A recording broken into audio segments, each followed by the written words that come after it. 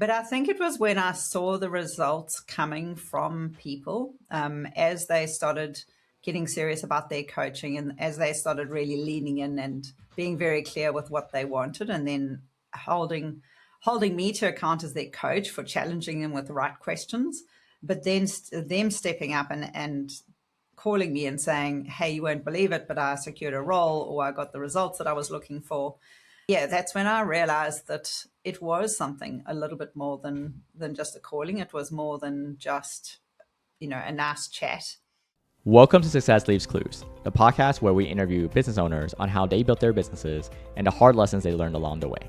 My name is David Swin, and I'm a business coach and the founder of Purple Circle, where we help business owners achieve their first 6-figure, 7-figure, and 8-figure year, all without sacrificing their quality of life. Before becoming a business coach and before founding Purple Circle, I started and scaled several 7- and 8-figure coaching businesses and have been a consultant at several businesses doing over $100 million each, including some that are publicly listed and doing over $1 billion each. In every episode of the podcast, you're going to learn lessons that took our guests years to learn, and you'll be able to learn that in minutes. No matter if you're a new business owner or an established business owner, every episode is going to give you the clues in order to elevate your business. Welcome to Success Leaves Clues podcast. I'm Pedro, and today I'm joined by Jill Hutchison, who's the founder of Evolve Dynamic, a Perth-based executive coaching practice she's run since 2008. She works with senior leaders and executive teams across the mining and corporate sectors, blending neuroscience, strategic thinking, and leadership development to help clients navigate high-stakes career transitions and lead with more confidence. Welcome to the show, Jill. Thank you, Pedro. It's great to be here. Thank you for the invitation. Excited that you're here from the moment we met, okay? And before we get into what you do now, Jill, I'm curious how this all actually started, So what was going on in your life when coaching became more than just an idea? The first time I was really made aware of coaching was in 2007. We'd recently moved from South Africa to Australia, and I had 3 small children, and I read the book called The Secret. And I decided to train with some of the people that are featured in The Secret. And the more I researched about it, the more I saw that most of them had actually trained with Bob Proctor, who is very well known in terms of his mantra around thinking into results and thinking into success and goal achieving. So I decided to go and train with him. I also did some coaching training here in Australia and started my coaching practice soon after. I really wanted to make sure I could impact on people's lives in the same way as it was impacted on mine. Having said that, when I spoke to one of my previous leaders in my very much earlier career, he actually said to me, "You've always been a coach." He said, "You were hard to manage because you were always inside my head, challenging me on my goals and asking me what my direction was." So I guess informally or unknown to me, I was actually a coach long before that. Oh, interesting. So in the early days already, you start noticing, well, other people notice, right? That you had that running through your veins, like you're a coach. Okay, got it. And, there is always a shift that happens. So that's what I want to understand. At what point did it stop feeling like a side thing or a calling even, and start feeling like an actual business you were responsible for? Because coaches in the early days, sometimes they're like, oh, I'm giving some advice here and there. This is something that's happening on the side, but eventually you take off, right? You take the leap of faith, you start your own business. And that's the thing I'm interested in. It's like, what made you realize this was a real thing? Was it the first paying client? Was it the first invoice, the CRM? I don't know. Can you walk me through that? Yeah, absolutely. It was quite a long time ago, so I'm not sure that I can pinpoint the exact moment. But I think it was when I saw the results coming from people as they started getting serious about their coaching and as they started really leaning in and being very clear with what they wanted, and then holding me to account as their coach for challenging them with the right questions, but then them stepping up and calling me and saying, hey, you won't believe it, but I secured a role or I got the results that I was looking for. Yeah, that's when I realized that it was something a little bit more than just a calling. It was more than just, a nice chat. And it was, yeah. So I think it was the results. When I started seeing results, that's when I really, really understood it. Interesting. Okay. Now, once you were out there helping people, right? You realize you're delivering results and all of that. Who did you naturally end up attracting? When did you realize, okay, this is my tribe? And the reason I ask this is because, again, in the early days for coaches, most coaches, not saying it's your case, but sometimes we're trying to help everyone, right? And we Yeah, eventually sharpen the blade and we start attracting a certain type of individual. So yeah. for you, walk me through the evolution of who you started serving and who do you serve now? Yeah, absolutely. Yeah, you're so right. At the beginning, you think that you can coach everyone, and you think that you know a lot more than you do. I often say that I knew more about parenting before I had children than after I had the three. My children are now adults. And I felt like I knew more at the beginning. It's the same with leadership. Before I managed teams of 40 people, I thought I knew a lot more about leadership than now. And when I started my coaching practice, you're right, I thought that I could coach everybody. But what I discovered was that there were some people and it wasn't an age thing, it wasn't necessarily a demographic thing. It was a mindset. Those that actually wanted to stay in their problems and stay stuck in their challenges were really not my ideal target. And yeah, I know some coaches are very good with people like that. I'm much better with people who've got a little bit of an inkling that it's their mindset that is holding them back, or their mindset's getting the results that they're getting. And if they're open to change and open to that mindset, then they get so much more out of coaching. And so now I actually do a screening call before I start with anybody, whether it's a group or whether it's a individual coaching. I insist on having a one-to-one chat with them to find out actually how much they're prepared to change, how much they are prepared to be vulnerable in terms of recognizing that it's actually their mindset that is there. That's probably the biggest one is the mindset. In terms of demographic, most of my clients at the moment, well, actually, I'm seeing a little bit of a shift, funny enough, now that I've come out of corporate, is the most midlife career professionals are the ones that gravitate to me. I think because they understand, you can see I'm no longer 25. My children are past that age now. And so I think they appreciate the fact that this is not my first rodeo. I've seen a couple of things. I have failed and I have succeeded. So I think they appreciate that. But funny enough, I'm now actually getting referrals from them to their children. So I'm almost attracting another demographic that is the next generation that is coming through the workforce. So back to my original point, it comes to the mindset. If they have a mindset that they know it's their mind, their paradigms, their beliefs that they want to shift and change, then they will get benefit from it. Okay, interesting. So it breaks down to be coachable in a way to work with you, right? It's Absolutely. not like challenging the process, make your magic, do your thing. It's part of it is ownership from their end too. I got that right? Absolutely, Pedro. And I think in addition to that, most of the people that work with me have achieved something on their own already, regardless of their age.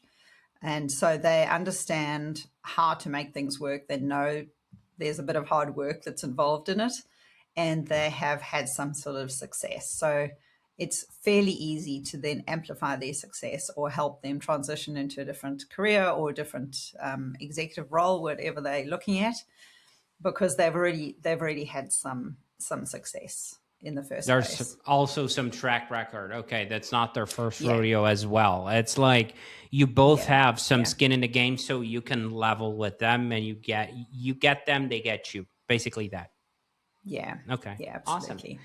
So let's do a quick game of pretend here. Okay. Let's pretend I am your ideal client profile. I am a midlife career professional. I have some skin in the game. I am coachable. I do have the right mindset, right?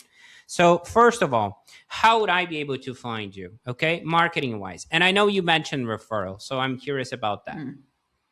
Yeah. So most of my business at the moment is actually a referral. My website is busy being updated at the moment, so that'll be available in a couple of weeks.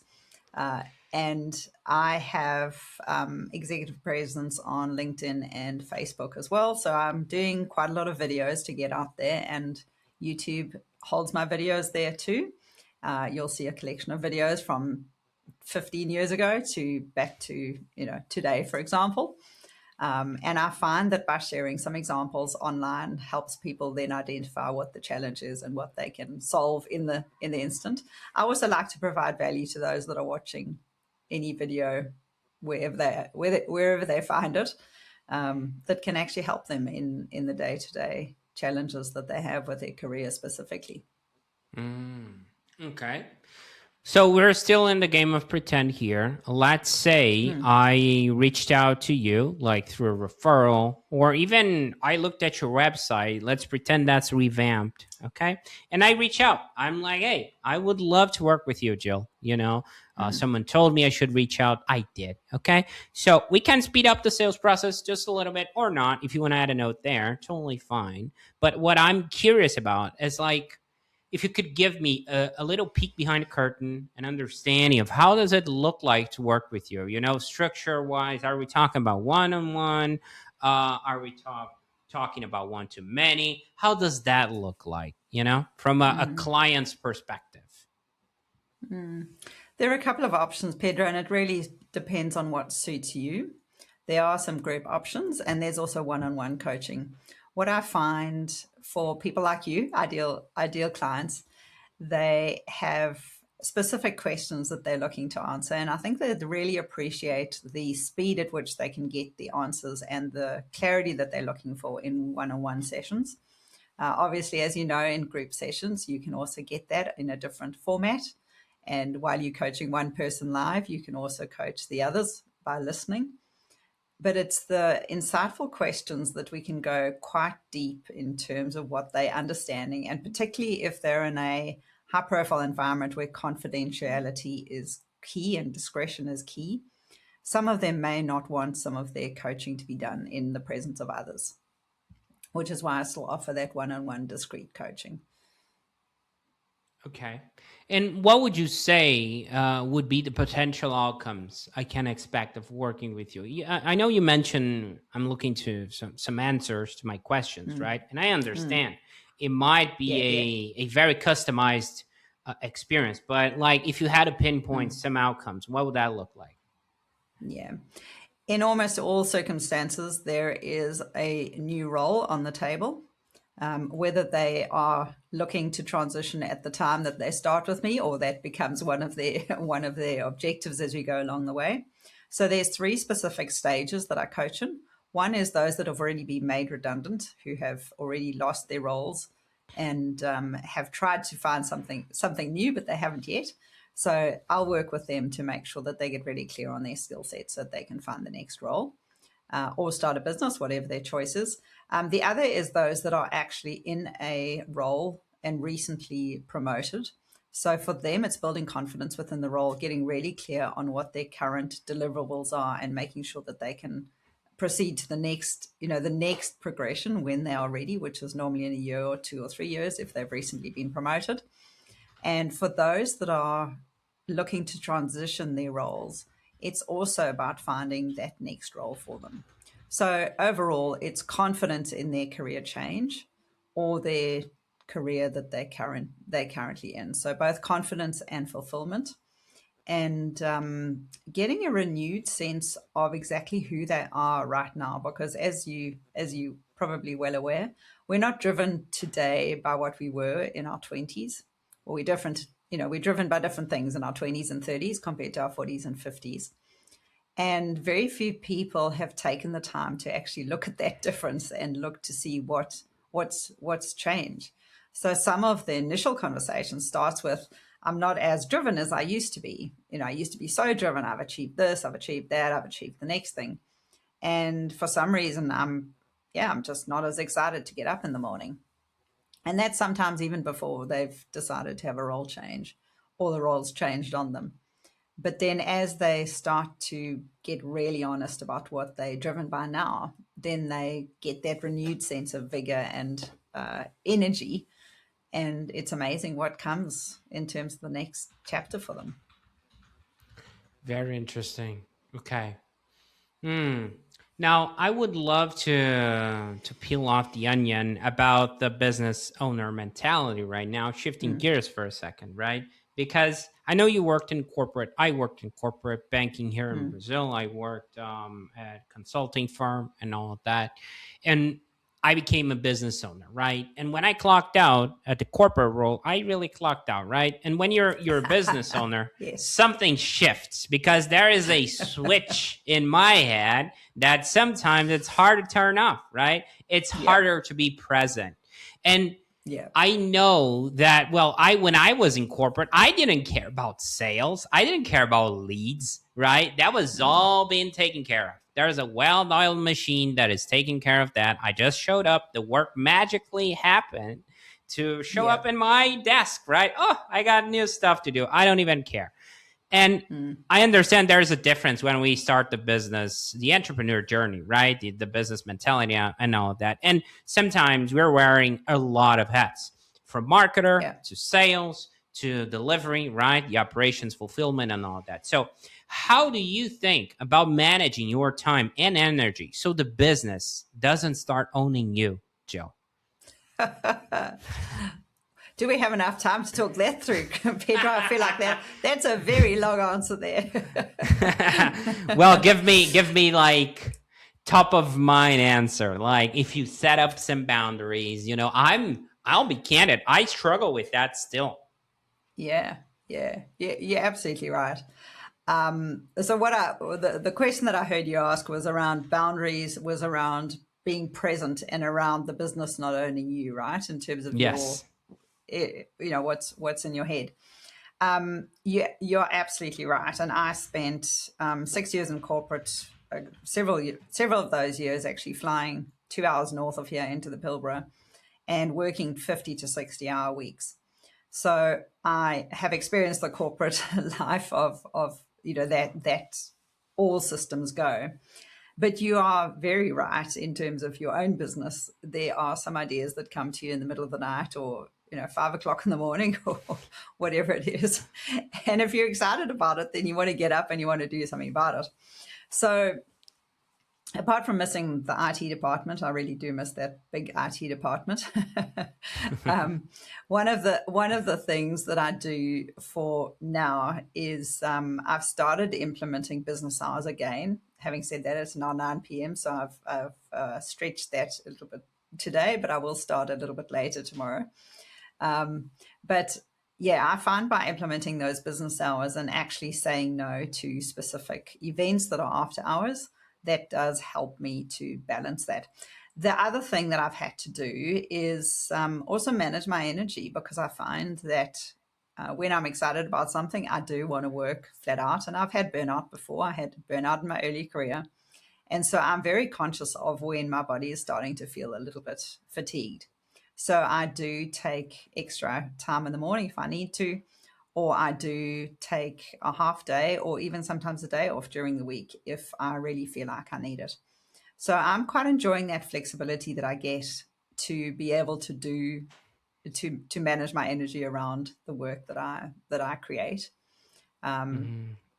what I implemented when I was in corporate, actually, because we had one Friday off every second week, so we worked Monday to Thursday and then Monday to Friday, is set up in my calendar some time for things like massage, reflexology, facials, those and Pilates, actually, so that when I look at my days off, I don't think there's nothing there and then assume that I can just get work done.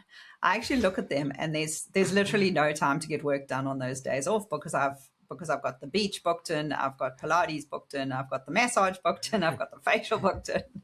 You kind of trap yourself into a schedule that you cannot avoid. So you're not doing work. That's I the do. thing, right? Yeah, I That's funny. absolutely do. I schedule coffee with my husband. I schedule a lunch with my husband. I schedule beach time. I schedule cycling time, because I know myself, I will happily just let work eat into all that time. So that's the Well, physical. That answers your physical question. How do I make sure that I'm not working 24/7 every single day? But Right. you asked about how do you stay present and how do you not have the business churning in your head all the time. And you're right, that is something that I'm also wondering about. But what I've learned as a business owner is it's a whole lot easier if we're not worrying about the cash flow. If we're worrying about cash flow, there's almost this drive, well, certainly within me, there's almost this drive to keep churning and thinking, right, what else? What else can I create? Where else can I look? What else do I need to do to market? Whereas when you have the steady cash flow and you know that you've achieved what you want to achieve for the day or for the week, I find it's a whole lot easier to close off. So when I've had a great day, when I've facilitated with a team and it's been an outstanding outcome, those are the days that I can really switch off. I get home and I'm like, I'm tired, but I'm exhilarated because of the results that we've built. And I find it's a whole lot easier to switch off on those days. I'm not saying that I have it perfect yet, though. I think it's an ongoing challenge. But is that not part of the entrepreneur mindset that we're not turning off, we're not doing an 8 to 5 and then just flicking the switch and walking away? There is an element of a little bit of behind the scenes thinking. Mm-hmm. Back to the mindset, as it seems like. Okay, love the insights. And I love the fact that you brought up something like, which is like kind of awareness of knowing who you are. How do you click, right? That you need to block that time or else you start squeezing in work there. Okay, I like that. Interesting. Now, I would love to ask you another question, right? Because you've been in the game long enough, and there is a hot topic for discussion in the coaching space, which is pricing. Also, for a lot of service-based industries, right? Because at the end of the day, you're charging people for your time, which is a very self-worth path, right? So how do you approach that now? And we don't have to talk about hard numbers. It's more about the mindset, right? And what did you have to learn the hard way to get where you are right now? Specifically about pricing. Yeah, well, one of the earliest lessons that I learned, and it felt like it took me several goes to really get the understanding, was putting prices way too cheap. What I have since done is worked out how much time and energy I'm prepared to dedicate to a certain program or to a certain client, and what I'm wanting in exchange for that. So our work and the work that we do is an exchange of energy. Whatever we put into the time, if you feel you're putting in the time and that time is being adequately remunerated, then it feels like a decent exchange of energy. If it feels like you are putting in too much time and you're not getting enough in return, then that starts to feel as if it's unbalanced, and that's not sustainable. So that's going to be a different figure for each person. I have grown my expectation of what my worth is over the last few years. So I would rather have fewer clients at a premium price than hundreds of clients at a lower price. My reward is really seeing the fulfillment of those individuals, and as long as I'm getting rewarded adequately for the time that I'm investing, then it's a good match. At the beginning, I probably I didn't understand that exchange of energy sufficiently.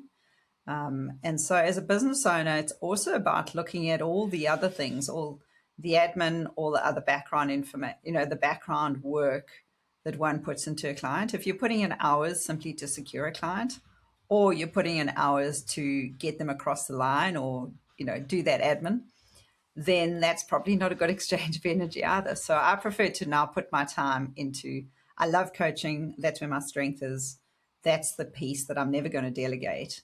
Whereas the other parts of my business, I can delegate. Love that. Okay. Now, I'd love for us to switch gears for a second, because I'm curious, what's the direction you're aiming this business towards? Are you thinking more about growth, leverage, building a team, refining what already works? What feels most exciting right now, Jill? Absolutely. Definitely an element of leverage. So I love the one-on-one clients that I work with, and I love the fact that they appreciate the discretion and the confidentiality. So I'll continue with a core group of clients like that. And I also like serving those that would like a group environment. So that leverage is quite important to me, and making sure that we can have long-term results with a whole cohort is what really excites me.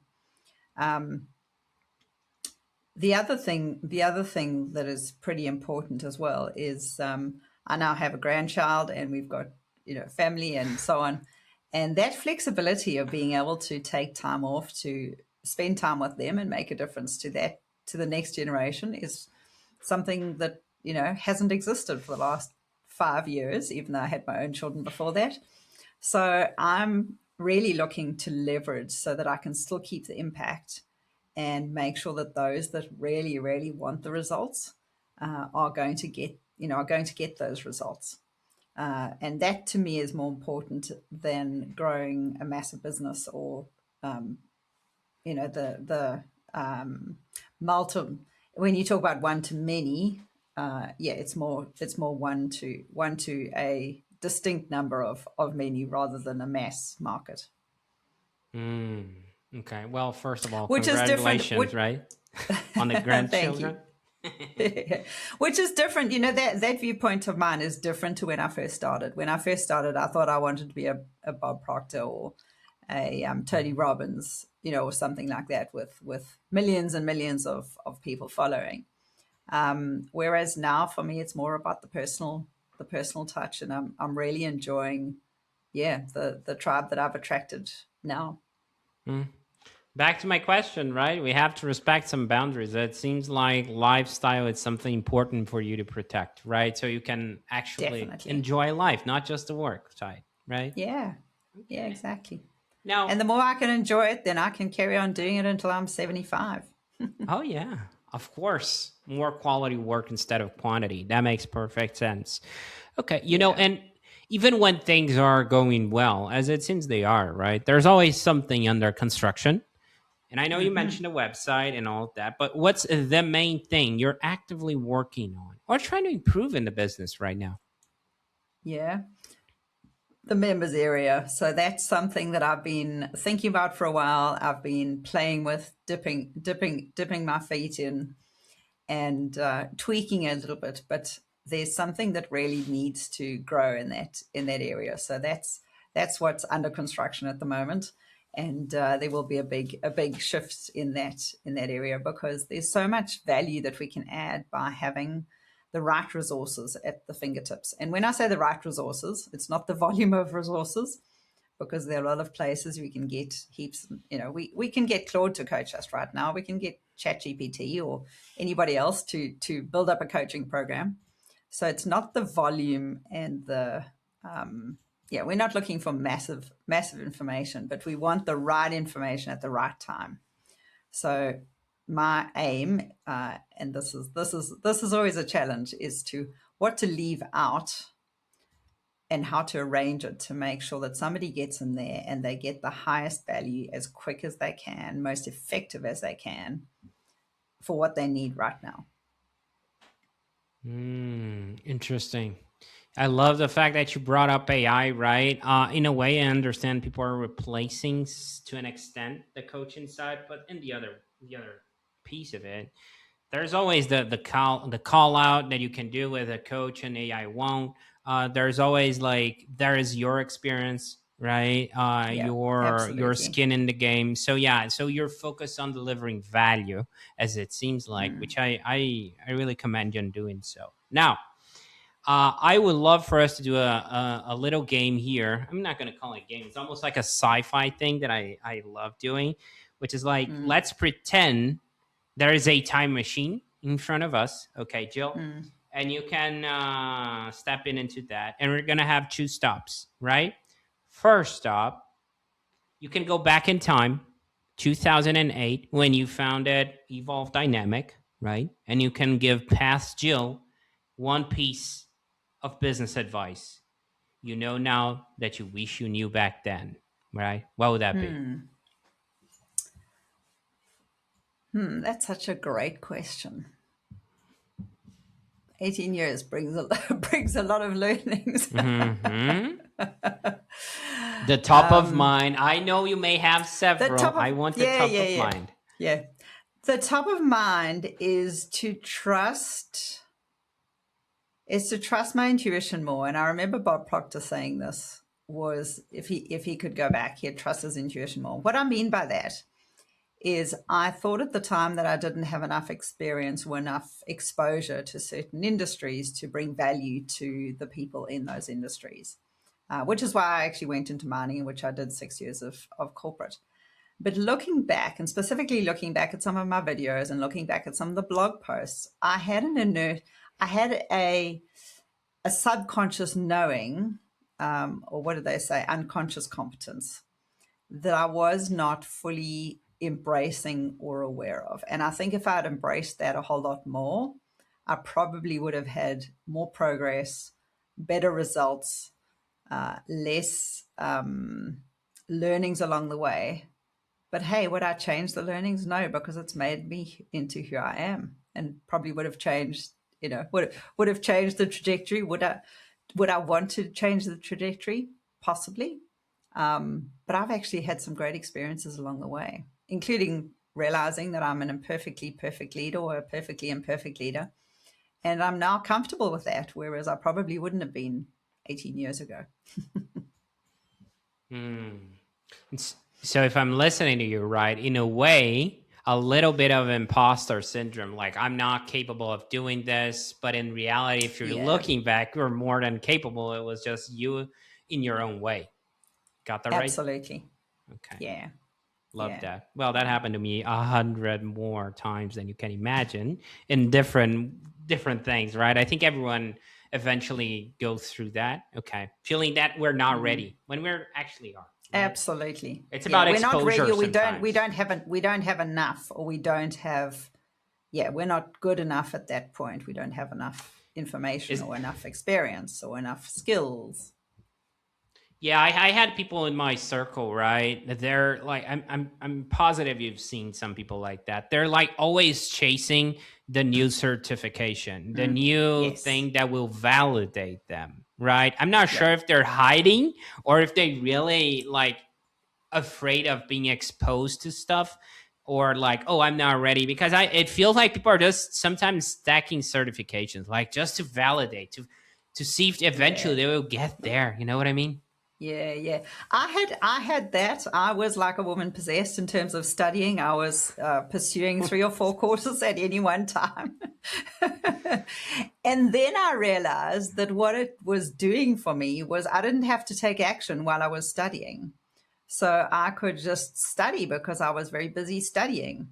And it was when I finished that I suddenly had to, that's when the rubber hit the road. And that's when I think, let me go and do another course. Right. So I realized that I was actually using it as a procrastination mechanism. Oh, you made a great point. The procrastination, like in a lot of ways, it seems like, and especially if you're a business owner and you have all these things to work on, and you choose certain things because you're avoiding the other, right? It's just like, oh, I'm gonna look busy here, and I'm gonna work 60 hours because in reality, I really don't want to do the option A, right? Which I should be doing. Yep.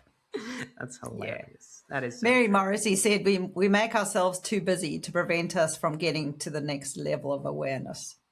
Oh, that's and I have often thought of that. Whenever I feel like I'm getting really busy, or if I hear myself saying, yeah, I'm busy, I'm like, interesting.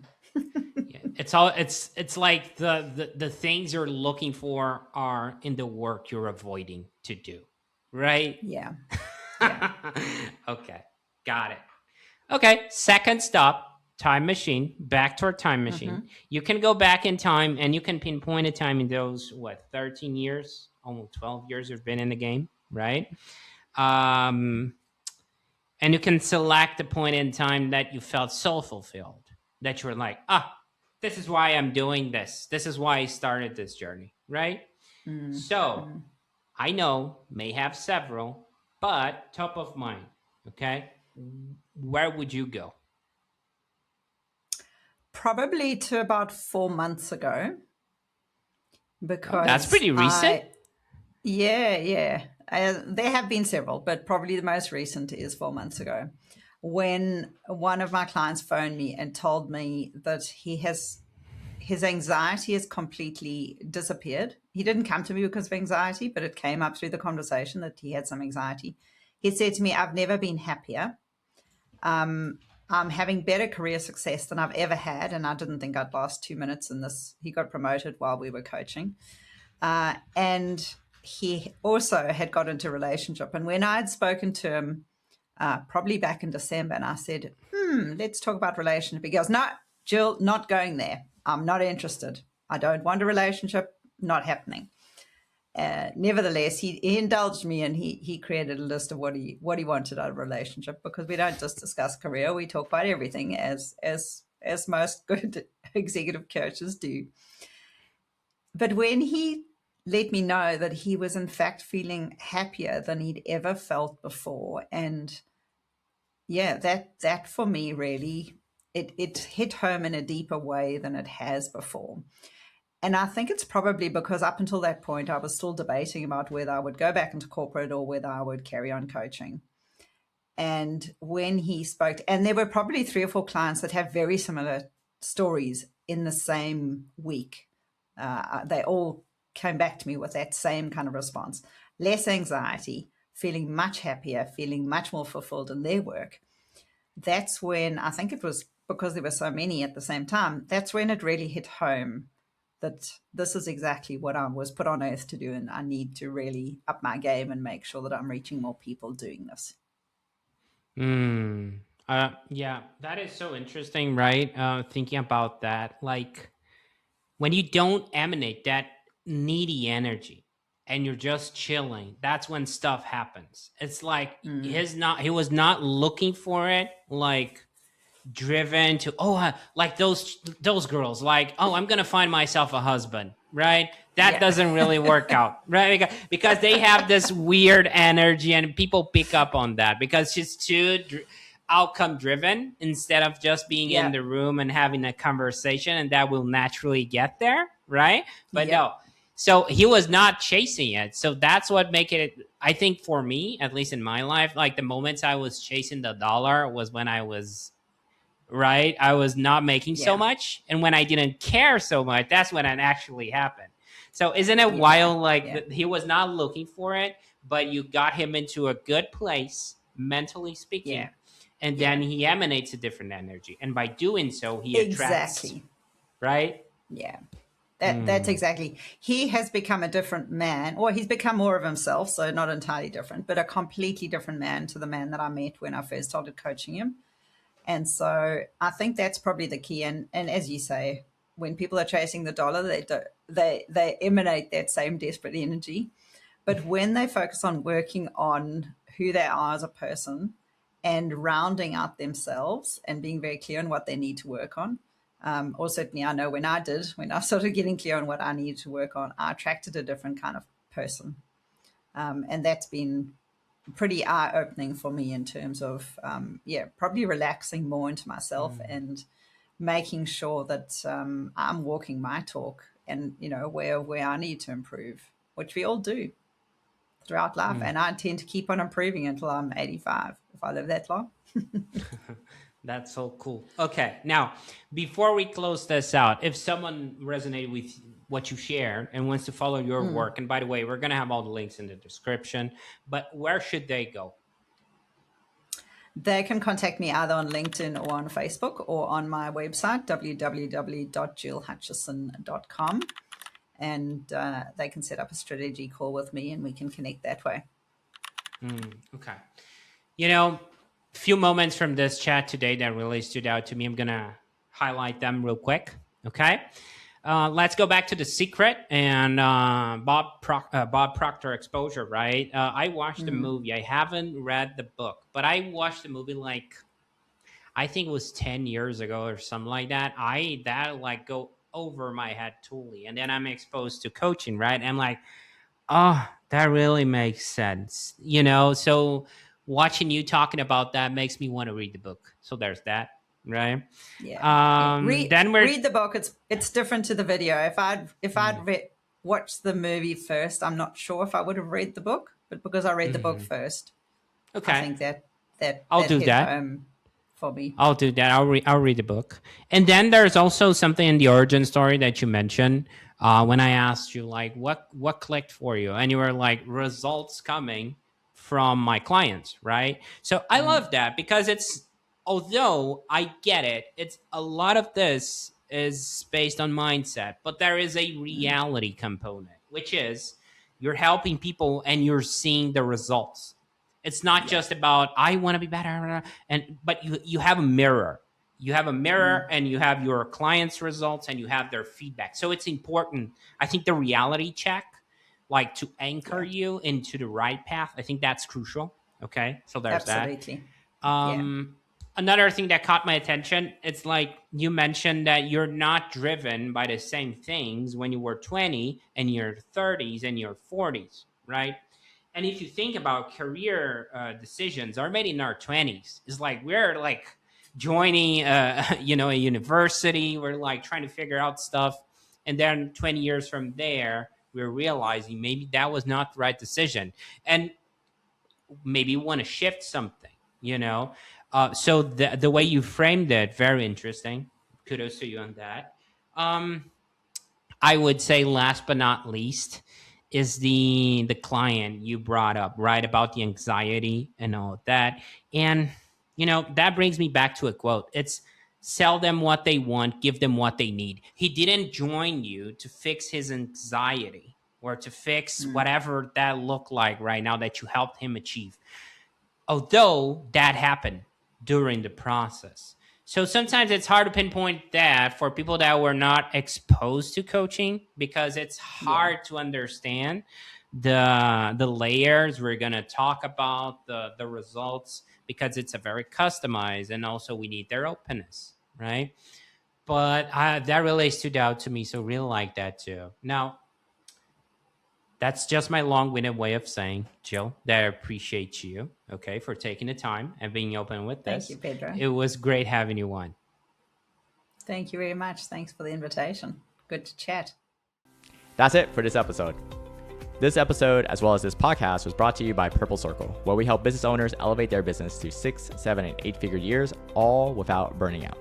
If you're looking to grow your business, as well as get the time freedom that you are looking for, visit us at joinpurplecircle.com and see what we can do to help you and your business.